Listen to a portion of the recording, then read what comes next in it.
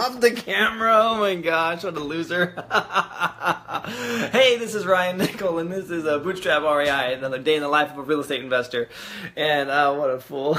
I just dropped the camera. Oh man, I'm not even qualified to do this.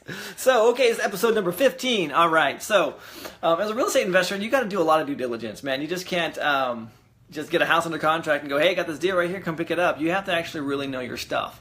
And so, case in point, there's a property that, I got these like bags under my eyes. Look at this, man, from the shadows. Let's see what we can do. Just go ahead and kill that light. Oh, there we go. Gonna be getting the dark shadows here, gonna get my Batman on. So, so I got this deal, right? So there's a property that we're looking at getting, and it's an old property. Like, they've been there since the 70s. My wife, who lived in this small town, grew up down the street from this place, and she said this house was a tweaker house. Like, these people like were all tweaked out all through high school, and this is like, oh man, we're 37 now, and this is like when she was a kid. So, I mean, they're talking like, 30, 20, 25, 30 years ago. So anyway, and they've been there since the 70s, so it's even longer than that. And I asked the dude, I straight up asked him, like, hey man, did you cook meth in this house? And he's like, well, like maybe 50 years ago. So 50 years ago more means like maybe 25 years ago. So anyway,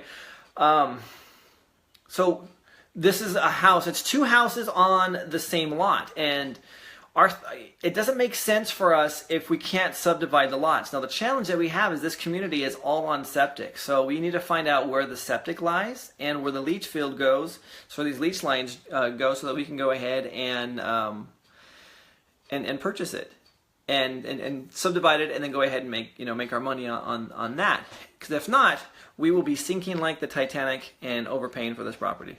So I called the county today. It's like, hey, you know what? This is the property I'm looking at purchasing. Can I get some information on these leach lines and where the septic is and stuff like that? So they went and they pulled the paper. Like, well, we don't have any digital copies for this one, so we're gonna go pull the paper file.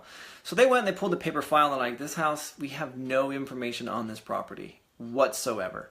I'm like, so what do I do in that case? And they said, well, you're going to have to hire a plumber. He's going to have to go out there and poke around, find where the septic is at on both of these properties, see if they're actually sharing the same septic or if they have separate septics. And then also he needs to draw a plat of where the leach lines go.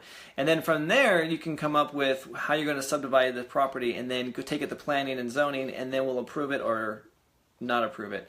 So I'm like, dang, that's a lot of work, which, okay, it's fine. We're getting a, at this point, we're still within a good, healthy margin on this. If it becomes more of a problem, then we'll have to go back and renegotiate with the seller. Other than the fact that one of the ladies there who's lived there since 1974 thinks her brother's the one that's screwing her over, and has all but told us that she is not going without a fight.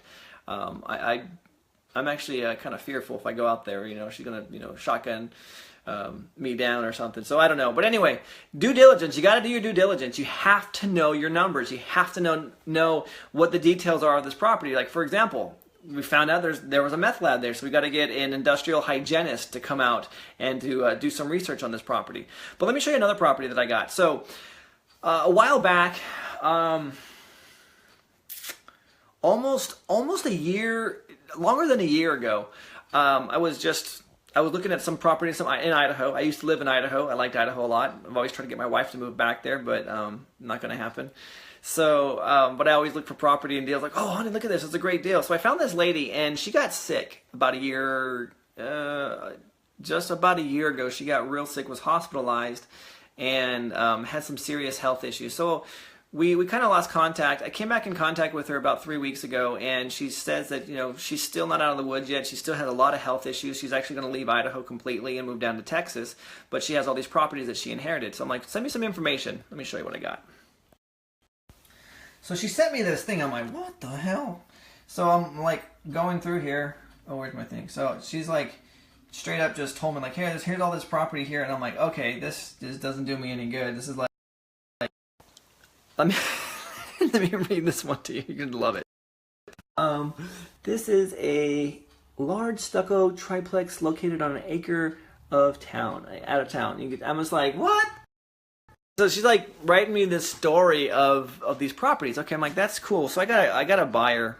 Actually, I have a few buyers in Idaho that are interested in this property. So I just can't just send them this document. I mean, they're going to go, what the hell is this, Ryan? What do you want us to do? I mean, this is like no work. How am I going to get paid for doing virtually no work? So what I've done is I have put everything on a spreadsheet and broken it down as far as, purchase price, rents, square footage, or what I estimate the value to be, which is all screwed up because it's Idaho. And then, of course, her story goes on right here, describing the properties. And then I went and I've tried to comp them out. And so here's the address in case you want to, go get that one house. Woo, 1 bedroom, 1 bath, 500,000 or 500 square feet for $100,000.